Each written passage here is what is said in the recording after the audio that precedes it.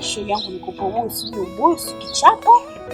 Kuna mwanaume wa mtu anakuambia mtamu hata isi shoga aingi ndani. Tena shoga yangu. Kuna mpaka mgeni mgeni kwenye juice hapo.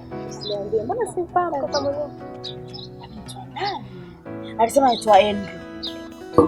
Kama sio gani? Ukiwa umepita naye nitakuvuruga nitakuchakaza wewe. Sasa shoga yangu. Sio unaniambia hapa lakini jina sio gani. Cheza na nini? Sio unaniambia taarifa, unipa taarifa. Shida sasa inakuja mume wa mtu. Kila mmoja. Umepata hela? Wewe mbaya wewe, siku nikitua maji ya moto mtu anikimbia wewe ndugu utakufa. Mtaki unamtaka? Kumtaka na mtaka.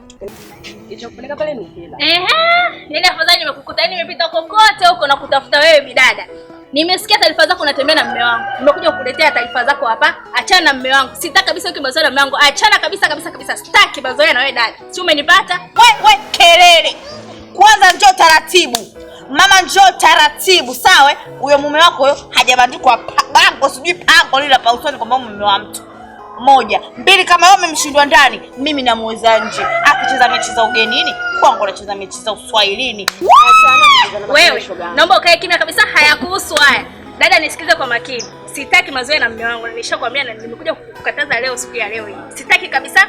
Naomba uachane na mume wangu. Dada maliza hiyo taarifa yako. Ukiendelea kumfuatilia mume wangu, nitakufanyia kitu ambacho utajutia katika maisha yako. Wewe utakuja hapa. Wewe nimeshakuja kuleta taarifa, sitaki. Sio umenisikia? Haya nenda bwana wewe.